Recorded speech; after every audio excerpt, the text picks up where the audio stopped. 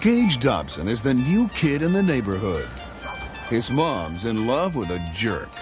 I'm going to be your new father, whether you like it or not. He's not doing so well at his new school. Unless your grades improve in math, I may have to fail you. And his overactive imagination is getting him nothing but trouble. Fire!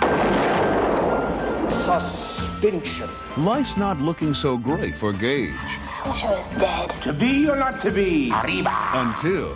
Who said that? Me, I did, pal. I'm your new friend. I help, I dazzle, I make better. Roger Corman and New Horizons Home Video bring you the family fantasy adventure Munchie, the all-star sequel to the video blockbuster Munchies. Now Munchies come to school to help Gage with a few class projects, like getting back at the school bully. Geronimo. Helping Gage improve his grades. I think we can do better than that. Abracadabra. Thank you. Bunny cakes. And making a fool out of the principal. Honey muffin. Snuggy bear. I'm hot. One large pepperoni pizza coming up. But when Munchie tries to get rid of Gage's evil stepfather, things start to get a little out of hand. I have something I'd like to say to you. This is a lesson in spontaneous combustion. He's been out to sabotage this entire evening. That's ridiculous. You should never ask for anything unless you really want it. So join Munchie and his friends as they soar away on a magical fantasy adventure starring Lonnie Anderson, You give whatever it is back to Gage. Andrew Stevens, I've been arrested. Artie Johnson, Could you introduce him to me? Jamie McKennan, Okay, you got me. Where are the cameras? and Dom DeLuise as the voice of Munchie. Hey, sometimes you gotta help people in spite of themselves. Magical, mystical, Munchie.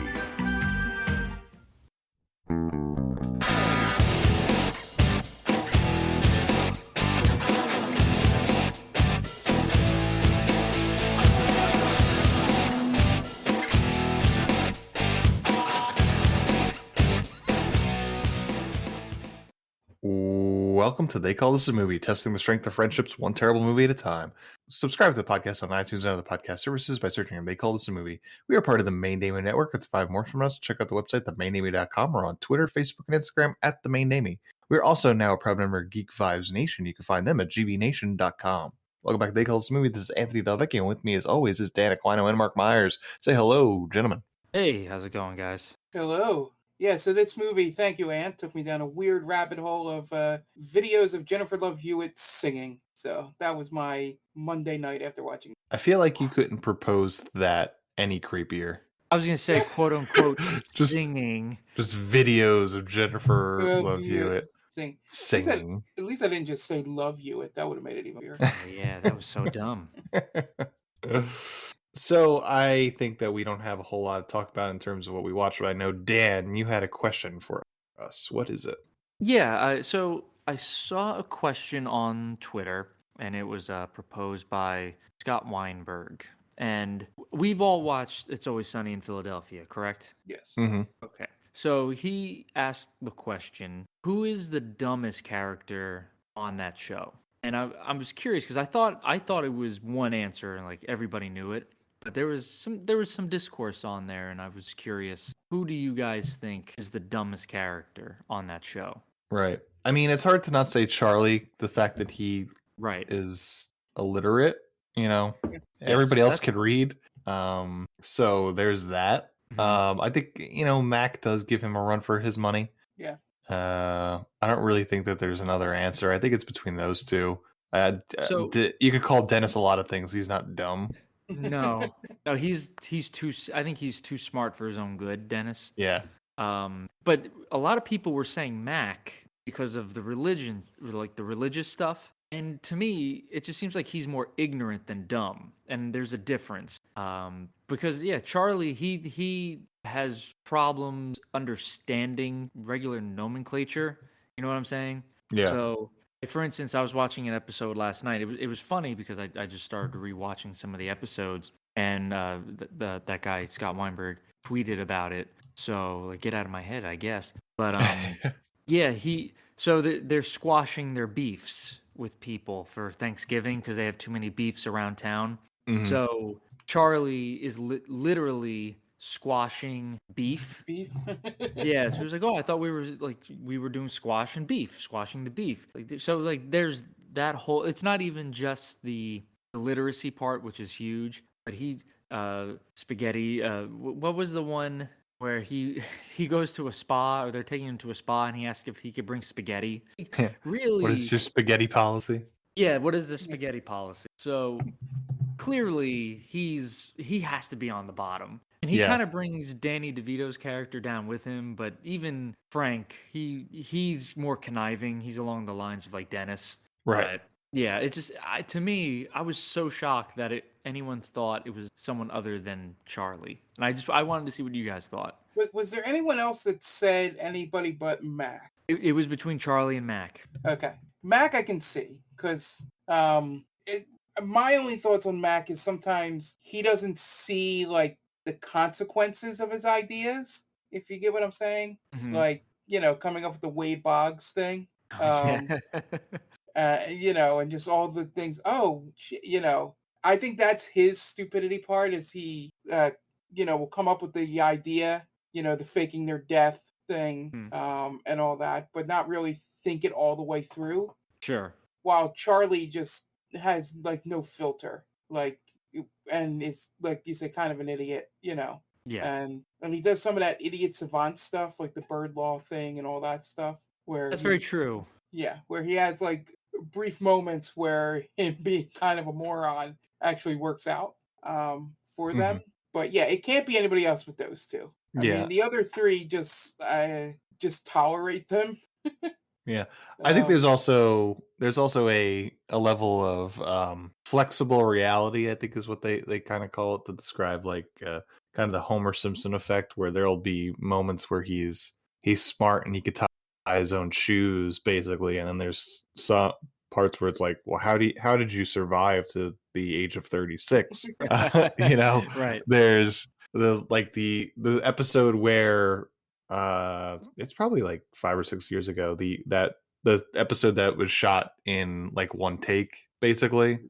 Oh, and that's yes. like Charlie's shining moment. He knows exactly what to do. He's in his element. Yeah, that's one of my favorite episodes. And then the next episode, it might as well be like, well, how doesn't he just soil himself at every moment? Sometimes he does. Yeah. Yeah. I watched 2 episodes where he does soil himself. One is Charlie McDennis 2 Electric Boogaloo and Ass Kickers United, where they tried to fool him into thinking that the master is visiting him at night. So he wakes up, he's like, is this a dream? I don't know. Is it a dream? Am I peeing? Is he peeing?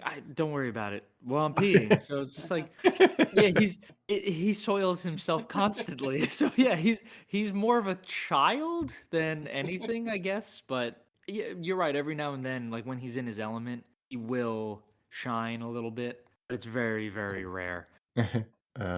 Yeah, that's my answer for that. Have you guys watched anything else? No, just Always Sunny. Gotcha. Mark, have you not watched anything? No, I've been basically recovering from the weekend with Extra Life. Extra Life. I haven't really watched anything either, unless you guys want to talk about the 10-minute All Too Well music video. I watched that because I'm apparently a Swiftie now. But you are a hardcore Swiftie. You're getting pre-sale emails. I'm getting Spotify is reaching out to me to tell me that I could get some exclusive merch. I don't know what happened. I'm not even a little bit mad about it. It's okay. You've joined her legions of fans, man. Yeah, I don't know if I'm more pro Taylor Swift or just anti Jake Gyllenhaal. I don't know where I am at this point. I saw a pretty funny meme about that. I showed Mark at the Extra Life. It's the Breaking Bad, not the Breaking Bad, the Mad Men or the Mad Men meme when he's in the elevator. Not great, Bob. No. When he like, I feel so bad for you. Like, I don't think about you at all. And I wonder if that's the case. You know, everyone is like, fuck Jake Gyllenhaal, fuck Jake Gyllenhaal, and Gyllenhaal's just okay, cool. I don't think about this, or maybe it's tearing him apart inside. It's one or the other, right? Maybe just like shut his phone off for the weekend. Yeah, let it. This too shall pass. Yeah, he still looks like Jake Gyllenhaal. I don't feel bad for him 1 second. Yeah, at the end of the day, yeah, you're still a very good-looking person making tons of money. I think he'll survive. Swifties, I don't know, man. Who's worse, Swifties or the Beehive? I wouldn't want to get on either of their bad sides, but people are very vicious. Yeah, well, hey, you gotta reap what you sow, right? Yeah, I guess.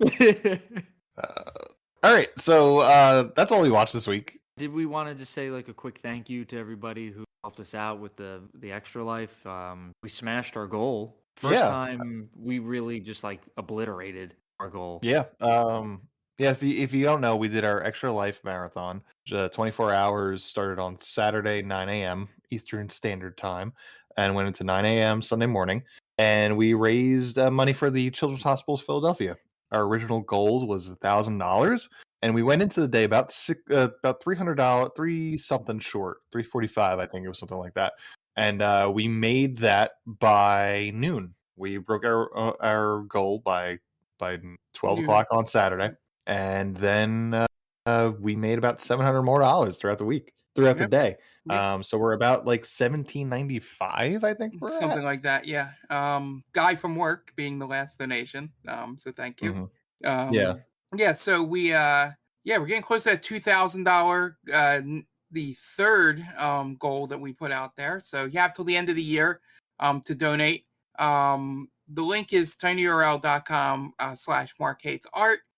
We're going to be doing another stream, not a 24-hour stream, probably somewhere between 4 to 6 hours near the holidays, probably just playing through some Jackbox and things like that, and essentially just bullshitting to try and do the final push to get over that 2,000 or to the 2,500 if we made it by that point. Or it'll just be a big, giant thank you party for everybody that got us to where we were. So either way, look forward to that stream. We always stream over at twitch.tv/GameBallPod. Great. Yeah. It was very fun, very successful. Good time, even though it was tough, but we made it through, and we're almost all fully recovered. So we're going to take a quick break, and you guys are going to listen to some ads so we can pay those bills, and we'll be right back. And welcome back. Now it's time to get into this week's movie, and this week was my pick. So I don't know if I've ever seen this movie. I think I have, but I am a sucker for early to mid-90s, low-budget, terrible, family-friendly films. I think we watched Invisible Dad, which is very similar in terms of the production values, and also the director actually has a cameo in this movie, Fred Olin Ray. I think these guys are buddies, him and Jim Warnarski, the director, because Jim Warnarski is also one of those guys that has done everything from shitty Christmas movies to shitty kids movies to Skinamax films. Nice, that's the progression. Probably just like the guys have the same trajectory. But this week's movie is Munchie, and apparently it's a sequel to the movie called Munchies, which I think was more of a Gremlins ripoff as opposed to an E.T. ripoff, which I guess I would call Munchie. Yeah. Question for you. Yeah. Should we have seen Munchies first before seeing this? I don't think it would have mattered. No. Okay. I don't think Dom DeLuise's character Munchie is in that. Okay. So it's like Troll and Troll 2, how they have nothing in common, right? Yeah, it's a very loose sequel, as I think IMDb said. But yeah, I don't remember if I've seen it. I have heard of it before, but there is no nostalgia goggles on this for me. But I wanted to get your guys' opinion. Where are you guys coming from with Munchie? There hasn't been a film that we've reviewed that has deserved the saying more than, well, you certainly made a movie, didn't you? Because they tried and failed on almost every level in this movie. Holy shit, dude. But I didn't...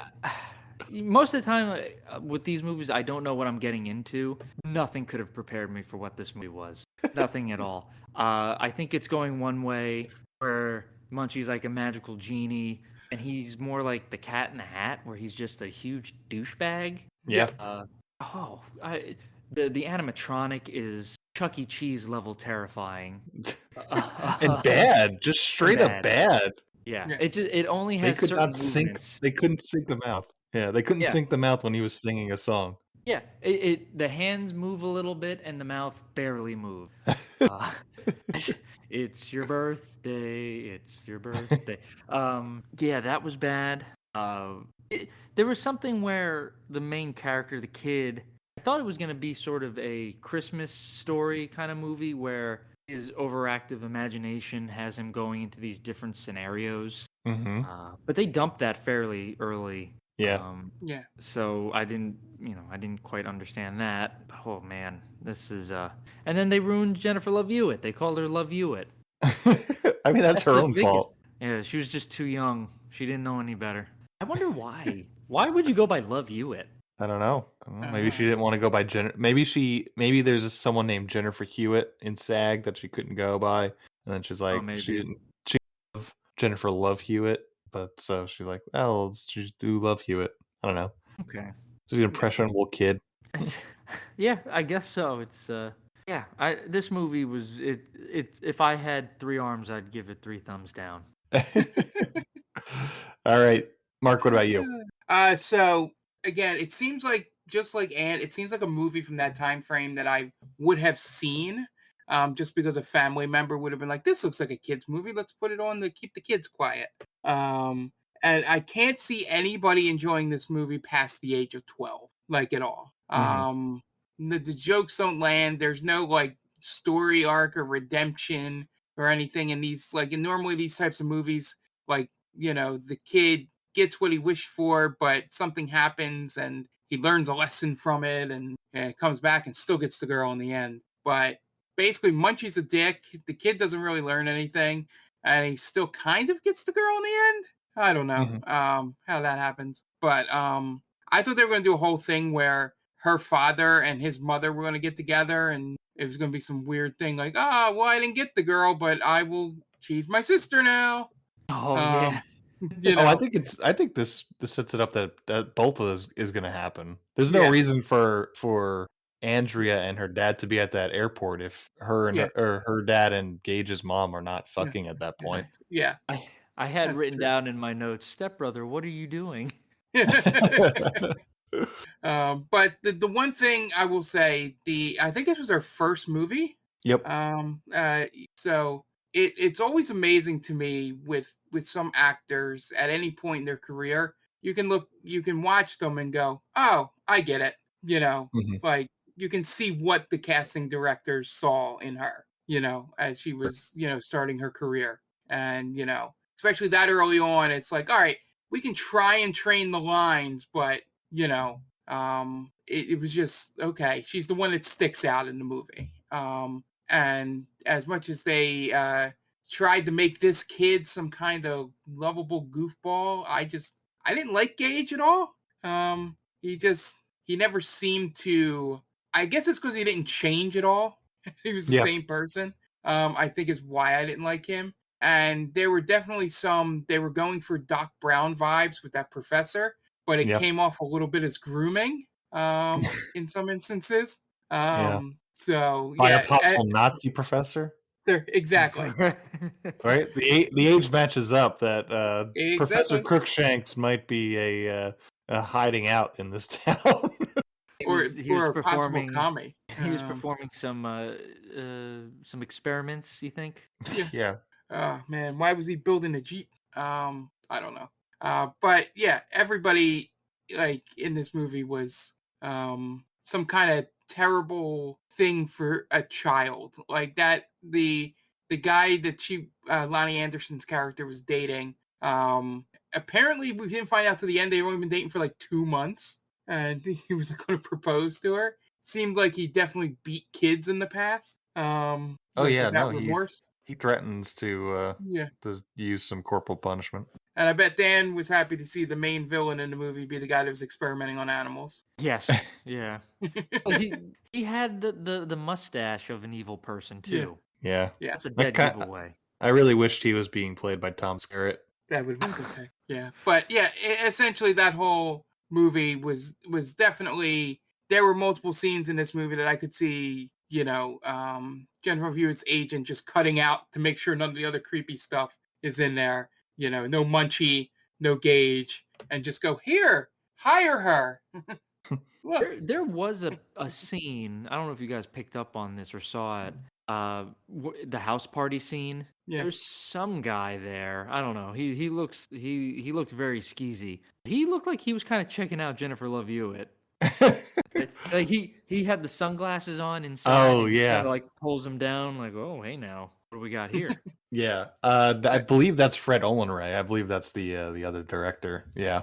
Oh no. Oh no. I think. I will put it past this movie. Yeah, I think he's supposed to be checking out the dancing that they're doing. I bet. Her and Gage. Yeah, I mean this movie is a penthouse pet in it, which is interesting for a movie directed towards children. Monique Gabrielle, who plays a secretary. Also, she is very influential in the movie Bachelor Party because she gets naked and it looks pretty great. 2 thumbs up. 2 thumbs way up. Yeah, again, like Mark alluded to, there's a lot of scenarios where children are put into very precarious situations. It's you have a house party with possible underage drinking, and Munchie's responsible for that. Yeah, that's a rager. I think he calls in some prostitutes too, right? Insinuation of that. As Jack Nicholson, right? Yeah, exactly. As Jack Nicholson. Flying some girls, he says, as Jack. And that kind of makes Jack Nicholson look bad, right? He has to call in prostitutes. I'm sure it's not the first time. You think you don't think Jack Nicholson in his entire life has ever slept with a prostitute? You are a sweet summer child. I don't know if he's had to make special calls. Maybe he has. I don't know, Jack Nicholson. You don't think he's got a guy? I mean, yeah.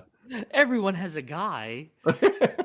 They have their drug guy and their prostitute guy. Everybody knows that. Yeah, I feel like Jack, as much as I love him as an actor, if you told me he was a slime ball, I would not be surprised. Man, this is just destroying. I always thought of him as very by the books kind of guy. I doubt it. You might be right. I just don't think you succeed and be an A-lister in 70s Hollywood without a very big closet full of skeletons. I really hope that doesn't come out, because that would just ruin everything. I feel like everybody is just kind of accepted that he was probably a creep, right? You think so? It's like, oh yeah, if you everybody's on that same page. Yeah, of course Jack Nicholson's a creep. Don't worry about it. But he's so good. But yeah, I love the fact that this movie doesn't have any sort of arc to it. What is the point of this movie? This kid comes in, and sure, Munchie kind of, I guess, saves the day through really the worst ideas ever. Yeah. But no one learned a lesson. Munchie's just off to his next adventure in the lost city of Akinmara, or whatever it was called. It's just really weird. What was the lesson that was supposed to be learned? There is nothing. It's he doesn't stand. He punches out the one bully, but he doesn't. That's not the end. That's not the final revelation of I need to learn to stand up for myself. Right. I completely forgot about that the coach comes in afterwards and goes, "We all know that kid's a dickhead." Yeah. But we just can't have the principal finding out about it. Yeah. Everybody was watching that whole scene, which was so weird. That it was it seemed like it was completely empty, and then he punches that kid, and they're like, "Oh yeah." I can kind of see maybe the coach holds everybody back. I want to see how this plays out. Yeah. I want to see if Gage gets his ass kicked or not. Yeah. There's it should have been he gets shit on in the first act, right? And then second act is Munchie trying to help him, working in a way, but it's causing more problems than it's solving. And then at the end, the third act is when he decides, all right, now it's my turn to stand up for myself. And I learned that lesson. That's my lesson. I need to learn how to stand up for myself. So he bests the bullies in some way, and then the eventual end is that he bests Elliot. And really, here, Elliot's the one that gets his comeuppance, but it's not through anything Gage does. Gage is very passive in this movie, and he's not a hero. Sorry, Gage, you're going with Stella Star in that one movie, Star Crash. Very passive hero. Yeah, very bland. He blends into the background in a way. He really just flies under the radar as a main character in a movie. Yeah, like Ashton said, he was a dweeb. Dweeb. I wish people would do that, say that more often. Dweeb. Never hear that anymore. Yeah. So Munchie from 1992 is directed by Jim Warnarski, and we've watched another Jim Warnarski movie by the name of Chopping Mall. Stars Lonnie Anderson, Andrew Stevens, Jamie McKinnon, Artie Johnson, Dom DeLuise, Tony Naples, Jennifer Love Hewitt, Monique Gabrielle, John Henry Richardson, Fred Olen Ray, and George Buckflower, the homeless guy from Back to the Future, plays a homeless guy in this movie. I'm sure he's not just homeless. I think every single movie he is in, he plays a homeless guy, and there are quite a few. His IMDb score of 3.9, and no Rotten Tomatoes score except for 40% audience, and I could not get a budget or box office, but I could assure you it was produced by Roger Corman, so that budget was super low. That's it. You guys want to get into the plot? Yeah, why not? Let's do this. Yeah, let's do this. Dan, what do you got for us? Okay, so gonna give a shout out to our friends Tia and Brittany and their new show, Coffee Break with Tia. It's on Geek Vibes Nation, so go to gvnation.com, search Coffee Break, and that'll pop right up. It's Tia and her friend Brittany shooting the shit, doing what good friends do, hanging out, having a good time, discussing movies and TV. They're awesome people. They are so funny. It's good to hang out with them. I'm hoping to be back on their show soon. I've done it once before. I had a lot of fun. So go check them out. Again, gvnation.com. You could also follow both of them on Twitter. Tia is TC_Stark, and Brittany is Itty Bitty Brit. So check them out. Great. And we are going to take a quick break, and you guys are going to list some messages from friends of the podcast, and we will be right back. Hey, this is Ken M. Padawan J. Coach Duffy. From the Ocho Duro Parlay Hour podcast. Every week, the ODPH is talking sports, movies, TV, comics, and more. It's always a parlay of topics on each episode. You can find the ODPH on Apple Podcasts, Google Podcasts, iHeartRadio, Spotify, Stitcher, Podbean, and wherever you find great podcasts, such as the one you're listening to right now.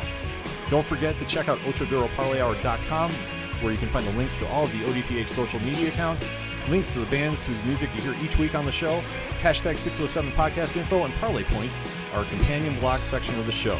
Thanks for listening to the ODPH. Now get back to your regularly scheduled podcast. Welcome, travelers. Seems like you're looking for a story. Well, I got one for you. It involves adventure, friendship, and all sorts of... Earl, why don't you tell him about that time I stole that big-ass melon? Yeah, I was going for more... Or you could tell him about the time I kicked her ass, Earl. I wouldn't ever tell them. Do I need to get my ref gear on? Okay, everyone, shut up. Now come with me as I tell you a story from afar. Hey everybody, my name's David. I'm the DM for From Afar Podcast. From Afar Podcast is all about four friends separated by distance, but brought together by adventure. Hope you all stop by and give us a listen. Thanks. And welcome back now to get into the plot for Munchie. We open on a guy in a pickup truck getting chased by the police as a box he has on the passenger side talks to him, sounding an awful lot like Dom DeLuise. After some car crashes, the guy evades the cops and drives all night into the country as the thing in the box tries to talk some sense into him. After evading more police, the guy in the truck makes it to a literal bottomless pit, according to the sign, and then tosses the box into it and celebrates through, go ahead. There's two things about this part. One, is this like how Munchies ends? And this is like a continuation of that? Or can we assume that this guy is Gage's father? I don't think so, because this scene takes place in the 1970s. Okay. So I don't think that math would add up. I would like to know what happened to Gage's dad. I guess he was a real piece of shit. Sounds like, by all accounts, besides he just Gage. didn't want to be your dad. Isn't that what she says to me? Yeah, he just didn't want to be your dad. More or less, that's what Elliot says. He was just like he just had it with you guys. And to Just be over. honest, at it. Yeah. If Gage were my kid, I'm like, yeah, I'm out of here. I'm gonna head out. I'm gonna head out. Yeah, Dom DeLuise is not in Munchies, so I don't think so. Okay. So yeah, but Harvey Korman is on as we record this on Life Day. Harvey Korman from Star Wars Christmas special or holiday special, as well as the dad from Pete and Pete. There you go, Don Wrigley. There you go. There you go. Then we get some chattering teeth toys as we get credits, and then we open on an elementary school in present day, meaning 1992. Weirdest opening to a movie. It took with the chattering teeth. Chattering teeth, yeah. Yeah, not really pertaining to this movie at all. Nope. Yeah. Elementary school classroom as the teacher tries to teach fractions, and our hero kid in a jean jacket stares creepily at his crush Andrea, played by Jennifer Love Hewitt in her first role. Our hero kid Gage fantasizes about getting an award in front of his crush, and then is snapped back to reality when his teacher calls on him. Oh, there goes gravity. The bell rings and the class leaves, but the teacher tells him to wait behind so she could talk to him about him constantly missing homework assignments. Apparently, he's relatively new to town, but he's been slacking on the homework for more than 2 months at this point. So he brushes her off, and she tries to reach out and help him, but he's not taking any advice. So at lunch, Gage grabs some lunch and then looks for a place to sit. He sees Andrea and he sits down with her, who's sitting down with her boyfriend, who is a dick, and his friend, who is also a dick. Andrea's boyfriend, Ashton, tells Gage that he can't sit there on account of him being a dweeb. And then Andrea storms off because she doesn't like her boyfriend talking like that, and then her boyfriend tells his lackey Leon to show Gage where he can eat his lunch. If I didn't know exactly when this movie came out, I would have sworn that was the older brother in Wonder Years. Oh, yeah, he kind of looked a little like him. Yeah. He just has that jerk sort of rich kid look to him. Yeah. So Leon takes the lunch tray from Gage and throws it towards the door, and the vice principal at that exact moment walks in and gets food all over him. And he winds up blaming Gage for it because it's his tray, and the vice principal threatens Gage with a suspension if infractions like these continue. Can I be honest? Yeah. There's 0% chance that the principal didn't see who actually threw that, right? Yeah. He walked in immediately, and then the kid stood up and threw it. Yeah. It wasn't just like he turned and then hit him. Yeah, but the kid who threw it was the star football player, so... It's true, we do find out about that later. Why is he the star football player and not the preppy kid? Well, because he's the actor. Yeah, he's a lover, not a fighter. Yeah. Okay. Because Ashton don't get his hands dirty, lackey, right? Ashton don't get his hands dirty. He's got the sweater around. Yeah, and he had both the Genesis and Super Nintendo. That's why the lackey was around. Yeah. I also feel like middle school football, who gives a shit? Yeah. Right. Essentially, the coach was like, "Hey, Gage, I saw you punch our quarterback. Do you want to come out and possibly be the quarterback?" Yeah. Can I tell you a story real quick that totally adds up No. to that? Please let me tell this story. When I was I think I was a freshman in high school, I was playing basketball in gym. I made 2 layups in a row. 2 layups in a row. Pretty great, right? Yeah. Super athletic. The gym teacher, who was the high school football coach, asked me, like, "Oh, like, you look pretty good. You want to try out for football?" I made 2 layups in a game that has nothing to do with football. It's the complete opposite sport. It doesn't correlate. Was your football team terrible? We're okay, but it's just like, hey, nice jump shot. You should be a boxer. What? Yeah, because that question screams to me, "Oh, that kid kind of looks athletic. I need as many of those people on my team as possible." Maybe my team is awful. He's just throwing bodies at the problem that is the high school football team. Yeah. Maybe this kid's the one. So, after school, Gage walks home and hears an explosion as he walks past Professor Crookshank's house. as the professor tries to work on his Jeep. I guess this is a Marty/Doc Brown sort of relationship, but with the possibility of Brown being a former Nazi.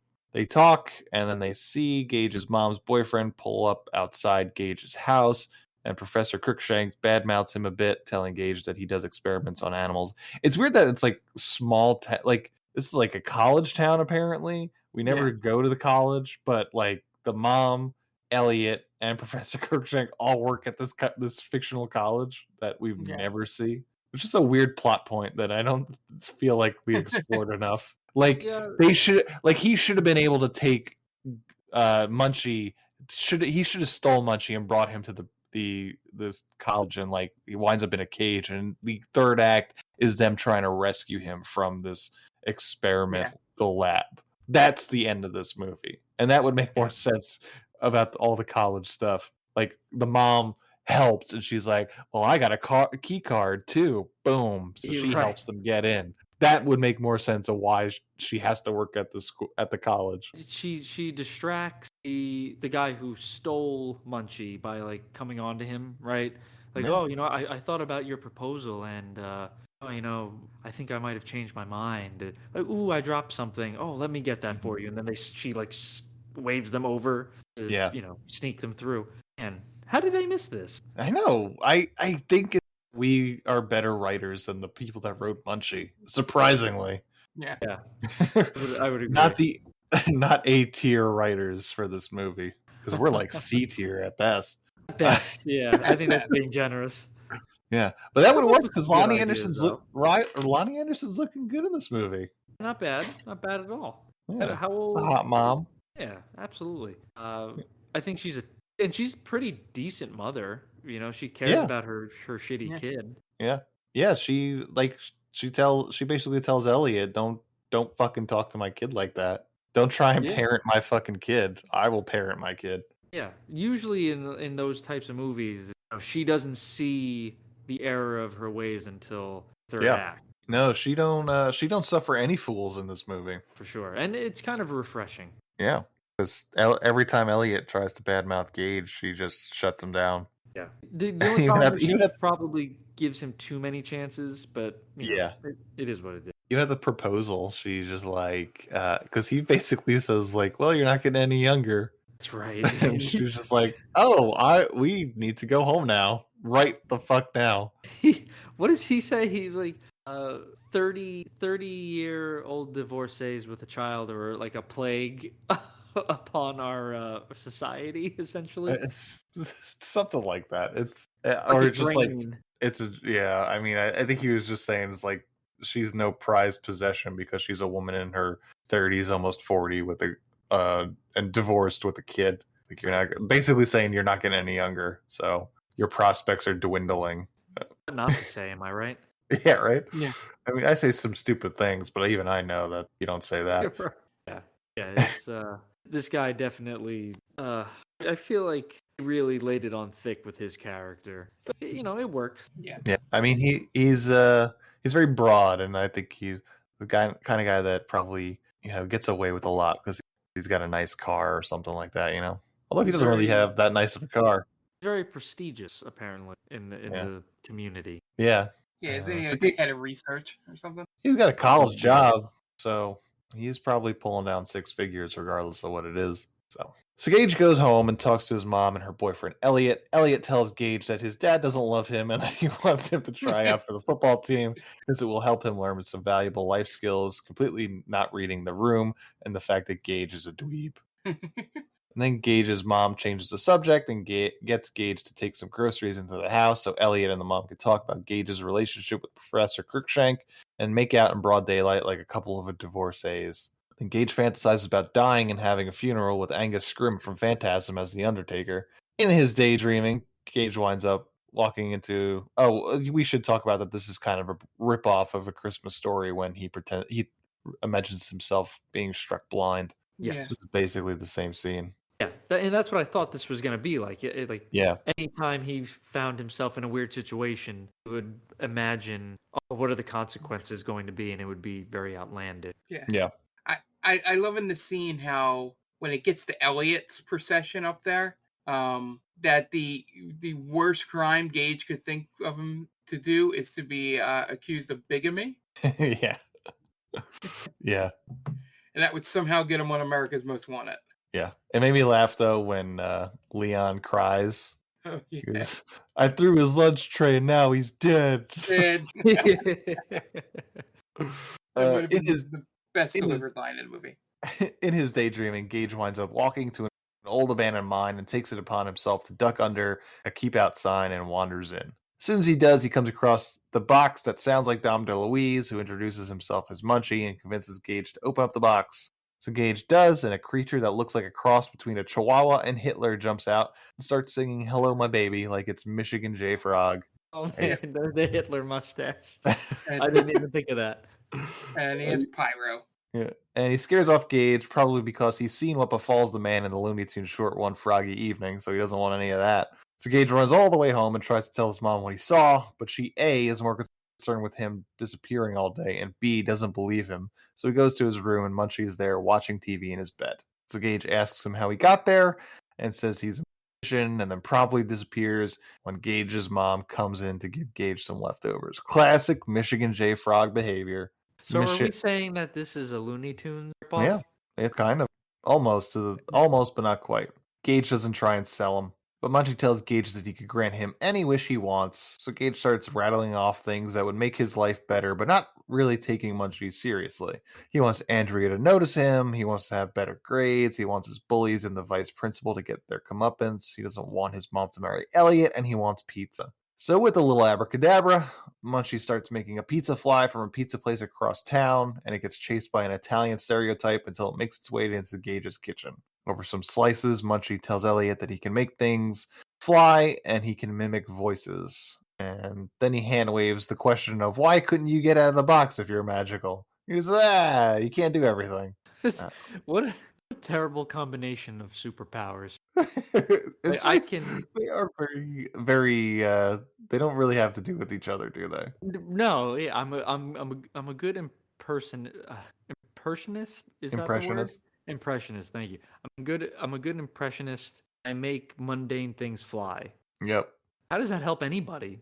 Yeah, it's like those are the two magical things that I have. That's it.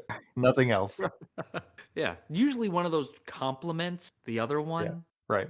Right. It's like, you know, if you're a mutant, like Wolverine, he has the healing powers. That's his main thing. And the claws are the add-on, not the main, you know, his main power. So one complements the other. This one is just, I can make that chair float. I could also do a nice Gilbert Gottfried impersonation. I'm great at prank phone calls. You're right. Yeah, he's the one who invented crank phone calls. I do kind of love the fact that he stays within the time period where he was trapped away, you know, coming out and wanting to do a Clark Gable impression and all that stuff.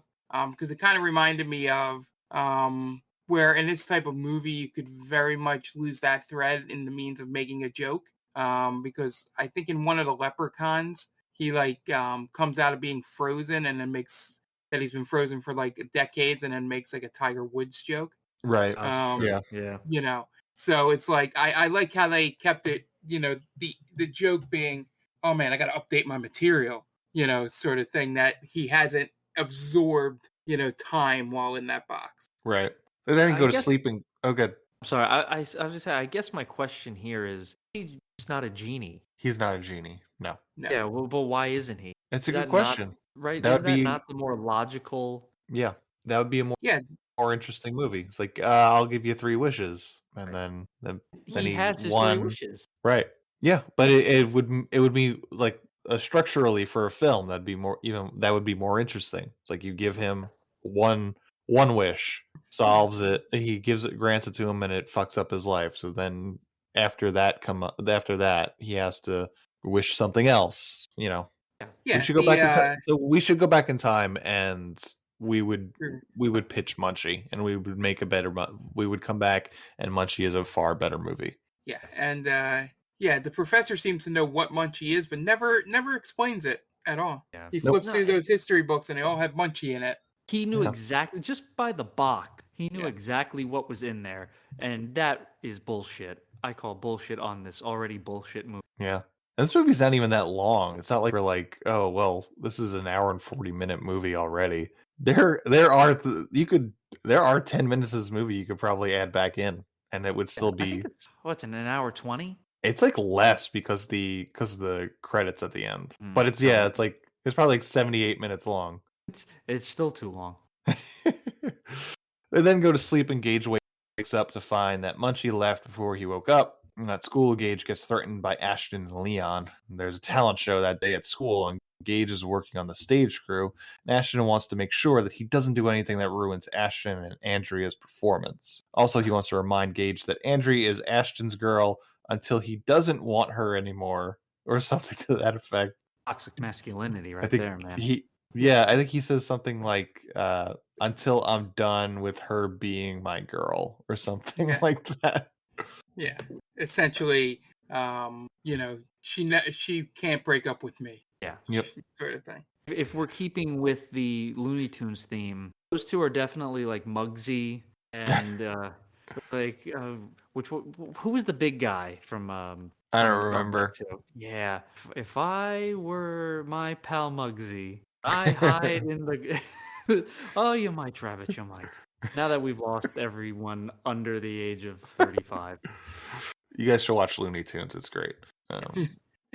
Then Munchie shows up at school and starts some trouble. He sneaks into the vice principal's office and uses his voice magic to imitate the vice principal so he could call the secretary into the office so he could change Gage's grades for the better in the school computer. As an added bonus, it turns out the vice principal is banging his hot secretary, and they start making out right there in the office. So Munchie turns on the intercom in the office and broadcasts their heavy petting to the whole school so that Gage's teacher has to go all the way to the office to tell them that they're basically being broadcast. So Gage goes to get changed later for gym, and Munchie is in his locker. Then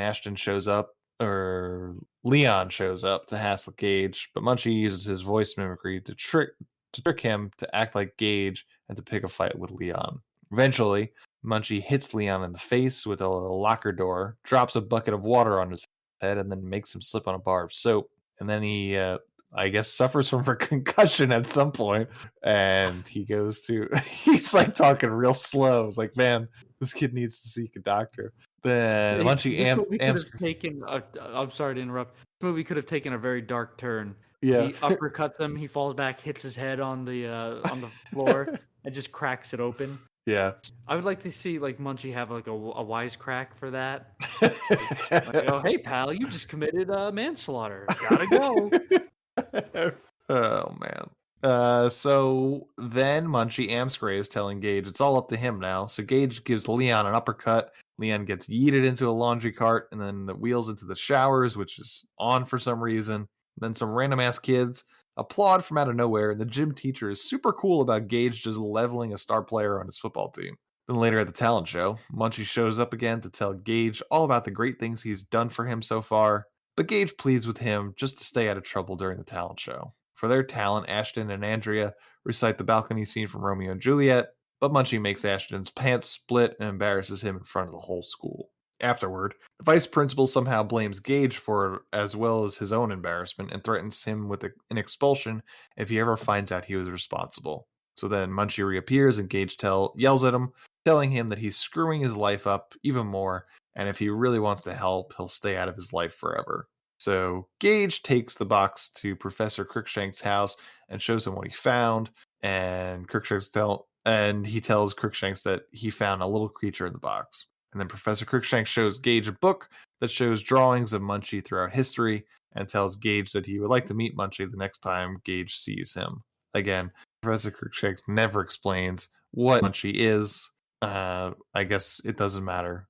It really doesn't, because it's a stupid movie. Yeah. He makes like a side joke at some point and goes, I can't wait to explore this place with him because he may have started some of these civilizations. Yeah. And I'm like, is he a god? Like, Munchie's fucking his way through history. Yep. Like literally started those civilizations. You know what I mean? Sexually.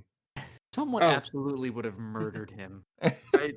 Maybe you can't murder Munchie. Oh, maybe is he immortal? Yeah, maybe he. Well, Yeah, maybe he did live in that box for like for 25 years or so. True. Yeah. Someone would have had to have tried, right? I mean, yeah. I bet that guy in the pickup did, right? Yeah. There's a deleted scene of him at the beginning, just like hanging Munchie or just like setting him on fire, and it just doing nothing to him. Yeah, and he's just making quips as it happens. Anyone got a hot dog? God damn it! Munchie. Hey, don't leave me hanging. Oh, a little tighter on the neck. Oh, you son of a bitch.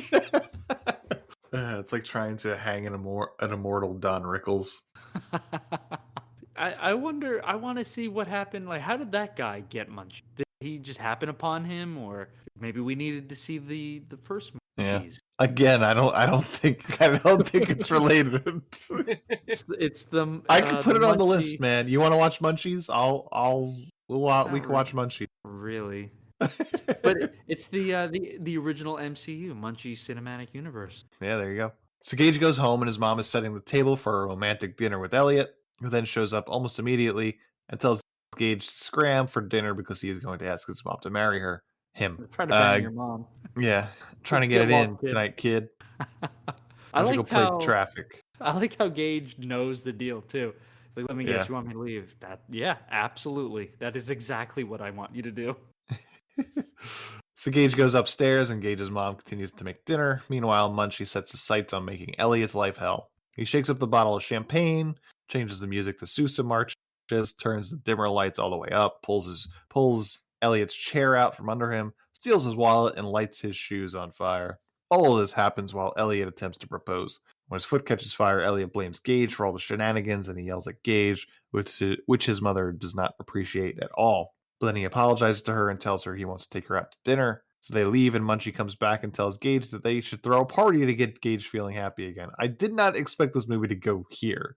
That did not seem like the natural progression of events was that he was going to throw a party. Because I don't think there was a plan other than Munchie wants to get fucked up, right?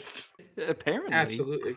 Yeah. There's not a part that's going to make that he's trying to accomplish. Is this him trying to get Gage and Andrea together? Is that part of the plan? That's what he's trying to solve at this moment? I think so, right? Because that was one of his wishes, right? He wanted her to know that he existed. Right. But he goes through and throws an actual party. He could have just pretended like he could have just called Andrea as Gage and was like, oh, we're having a party. And then she just shows up. I was like, oh, well, I guess no one else came. He actually goes through the whole bringing prostitutes, flying them in as Jack Nicholson. Kind of went above and beyond on this one there, Munchie. I actually thought the party was going to be with people his age, like a normal Right, that's party. also weird. Yeah, it is weird that he invites his love interest to a party where they're the only ones that are not 21. With her dad. Her dad is there. She brings her dad. And the dad is cool with it. He walks into the house, sees a rager going on, and doesn't go, nope, and take Jennifer Love You at home. He goes, oh, hey, nice to meet you. This is a pretty fucking rad party. Yep. So Gage tells him no, he doesn't want him to throw him a party. He just kind of wants to be left alone and go upstairs and listen to his music and read his art books. But Munchie doesn't listen and goes about to throw a big-ass party. He may even have ordered some call girls. In no time, Gage comes downstairs to find a whole bunch of adults in the house drinking and having a good time, including the vice principal and his secretary. And Andrea comes with her father. And at dinner, Elliot's proposal sounds more like a business proposal and is quite insulting to Gage's mom. So she wants to leave immediately. And then he realizes that he doesn't have his wallet with him. So she has to pay as well as get humiliated or, made fun of basically for being a woman in her almost 40s. That is divorced. Needing to pay for dinner. Yeah. Back at the party, everyone's getting wild, including Munchie, who's getting shit-faced with everyone else.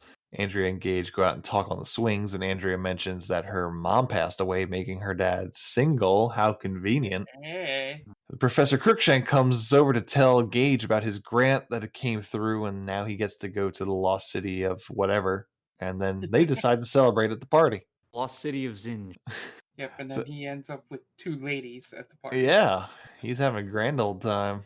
Elliot and Gage's mom come home to the party, and she clears the party out. After everyone is gone, Gage's mom tells him he's going to have to clean up the whole party by himself, and then Elliot tells her that he deserves a beating because she turned him into a mama's boy, and she tells him it ain't any of his fucking business and tells him to go home. And for some reason, Andrea and her father are still here, by the way. Yeah, they're not like helping clean up. They're just kind of standing around waiting for someone to tell them to go through the front door. Do something. But then they hear her snoring, and Elliot goes to investigate and sees Munchie sleeping behind the couch. So he shoves Munchie in a garbage bag and plans to bring him into the college to be studied. He tries to leave with Munchie, but everyone teams up to take Munchie back, and Gage and the professor make a run for it, taking Professor Crookshank's Jeep and starting a chase with Elliot. Gage's mom, Andrea, and her dad follow further behind. This has to be the car chase with the 3 shittiest cars in it ever on film. Yeah, I don't know. I don't understand what this Jeep is, but it's a choice, I suppose. So a car chase ensues as Elliot tries to run them off the road, and Munchie takes the wheel of the Jeep and starts to drive. Then he gets the idea of making the car fly in order to get away from Elliot, which he does, and Elliot winds up crashing his car into a coffee shop because he was distracted by the sight of them flying away, and he promptly gets arrested because, of course, there are 2 cops eating donuts in the coffee shop. And he still doesn't have his wallet with him, so he has no ID. The cops arrest him because they think he's drunk because he smells like beer because they sprayed him with it in order to try and get Munchie away from him. And as they try to take him away, Gage's mom drives past, and he pleads with her to tell the cops that he's fine, but she says she's never seen this man before in her life. Then the Jeep continues to fly, and we do the obligatory ET shot past the moon. A second movie in a row that we did that. Eventually, the Jeep lands, and Professor Crookshanks apparently knows the cops, and they chat real quick before they drive off. And then we flash forward to the airport as Munchie and the professor get ready to board an airplane for the lost city of Armancana. And apparently, Elliot is currently serving a prison sentence. And then the pilots, after they get on, the pilots of the plane are unable to get on the plane because they've already started taxiing. And sure enough, Munchie and the professor have hijacked the airplane and are flying the plane on their own. And that is the end of Munchie. We figured out how to make this movie 100 times better. Yeah, we did. Yeah, we didn't even need to do it on this part of the podcast. Yeah. We just did it throughout. Yeah, it's just understanding what makes a movie and then just applying that idea to this movie. Basics. Yep, very basic stuff. We probably ripped off plenty of movies, but it's like this movie chose not to do that kind of stuff. It's like, where's the lesson? It's such a simple concept, right? I mean, it practically it writes itself where the young kid's getting bullied, finds this mystical creature who can solve everything for him, and obviously things go awry. Hijinks ensue, and the kid kid learns a lesson that you can't take the easy way out. He makes a friend along the way, or he gets the girl, whatever. Man, this was just like, let's just let Dom DeLuise talk for an hour and 20 minutes and see where it takes us. Yeah, it's like there's just so many, like, he's a kid, and then what if he's a genie but he's a bad genie, so he's not doing these things maliciously. He's trying to solve problems and they're just not working out. So he's getting down on himself and stuff like that. And then he gets captured, and then it's up to their family to come together and break him out. There's a whole bunch of things they could have done to solve the issues that we have with this movie, but I don't think anybody really cared. No. What was the other movie we watched with the alien? Max and Me? Mac and Me. Mac and Me. So who looked worse, Mac or Munchie? Munchie. Really? Yeah. Ooh, it's close though, right? It is a little close. It's pretty close. Mac looks like he's in a constant state of shock. His eyes are always bulging out, and he's got that like butthole mouth. Yeah. It's really close. At least, I mean, I think you got that, but Munchie is just like terrifying. He kind of looks like Hitler, so I gotta go with that.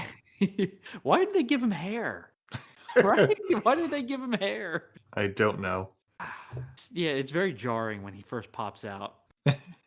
It's jarring and just hilariously terrible. Yeah, I don't think the director of the Bear Wench Project really cared. That's such classics. Busty co-eds versus the lusty cheerleaders. Do you think there's an Easter egg where Munchie shows up in one of those? That'd be great. Oh my god, that would be fantastic. He's just in the background. Yeah, that'd be quite good. Yeah. I'm just looking at all his scared topless shark babes, sexapede with exclamation point. Shark babe. Now that's confusing. Shark babes. Are the sharks hot? I don't know. Let's see. Or are they like babes? Do they hunt sharks? Sharks are being tracked by a team of beautiful, busty ladies using a satellite and control station. Who's in it? Anybody? Aubrey Adams, Bridget B. Kind of like C tier porn stars here. Okay. I was gonna say that could have gone either way. Like the sharks are hot babes. Yeah. I'm kind of glad it didn't go that way though. I guess 'cause I don't want that to awaken in me. Yeah, what a weird movie this was. Just zeros across the board, if you ask me. Yeah, it's not great. Yeah, nothing redeeming. Nope. Jennifer Love Hewitt is in it, and I love Jennifer Love Hewitt. Right, but she's like 12. Well, right, not listen, not right now. I don't love her at that point.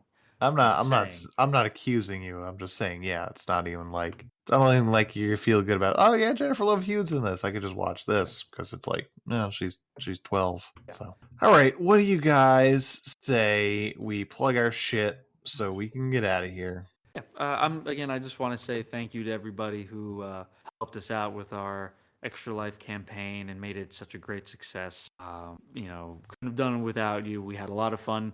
Thank you to you guys as well, Mark, Anthony, Jen, Tom, our friend Jonathan who joined us. We had a lot of fun, and it's not easy staying up for 24 hours straight. But with you guys, I always look forward to it. It's awesome. You could still donate. By the way, if you're out there, if the link works, it's tinyurl.com/MarkHatesArt. Help us reach our stretch goal, help the kids out, and have another stream for it. Yeah, that's all. I just wanted to say thank you.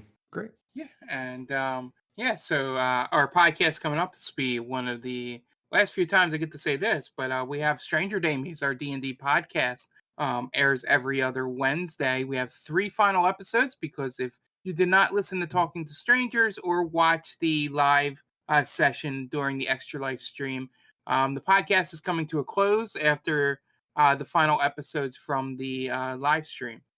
So we've been doing this for about 4 years, almost to the day by the time the final episode goes up.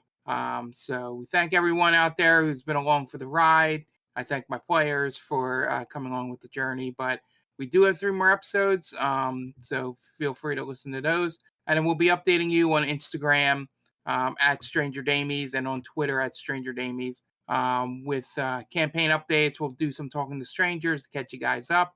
Yeah, it'll be different, but fun, and I hope without sounding slightly selfish here, a little more fulfilling for the players at the table at the unfortunate sacrifice of no longer doing the podcast.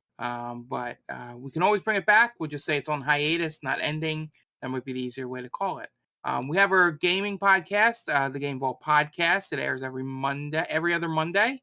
You can find it anywhere you get your podcasts. We're on all socials at Game Vault Pod. And then we stream 3 nights a week, Mondays, Wednesdays, and Thursdays. We have a different theme for each night. Monday is Tom's RPG streams. Wednesday, we get together and play a multiplayer game. And then me and a partner, right now it is currently Jen, will play through a co-op game on Thursdays. So once again, that's over at twitch.tv /Game Vault Pod. That was also where the Extra Life stream is. I believe you can watch. I don't think we locked it under subscription to watch the VOD. So be sure to check that out if you want to, for some reason, watch through that train wreck. We're going to have it split up by game onto YouTube at some point. So that might be the easiest way to digest it. But yeah, make sure you like, share, and subscribe, all that good stuff over there. And speaking of Extra Life, as Dan said, you can still donate. You have until December 31st. And we'll be doing another stream at the end sometime in December as a final push towards 2,000 or 2,500, depending on where we are at that point. Yeah, so we thank you all again for donating. And yeah, be sure to just keep an eye on all of our Twitters for updates about that final push stream. Okay, great. And we are They Called This Movie. You can find us on Spreaker just by searching They Called This Movie. We're also available on all podcast streaming apps just by searching They Called This Movie. So Spotify, iTunes, wherever you get your podcasts, that's where we'll be. We're themaindamey.com. That's our main website. You can find us on all socials by searching The Main Damey. So that's Facebook, Instagram, Twitter. Just search The Main Damey and we'll pop right up. Also, proud member of Geek Vibes Nation. Find them at juvnation.com and on all socials and all podcast streaming apps just by searching Geek Vibes Nation. Tons of great shows. If you're into geek stuff, there's surely a show for you. We are on TikTok under They Call This Movie. We're posting some stuff from the Extra Life stream, so you can check out a couple of things there. We post some clips from this show is there as well. If you want to reach out to us, you got a movie you want to suggest to us, you want to talk to us about something else, hit us up at themaindamey@gmail.com. And if you have time, please go on your podcatcher of choice. Give us a 5-star review. It really helps us out. Let's go wrap this up this week. The director of Munchie was Jim Warnarski. So for Dan Aquino and Mark Myers, this is Anthony Del Vecchio telling Jim Warnarski, well, you certainly made a movie, didn't you?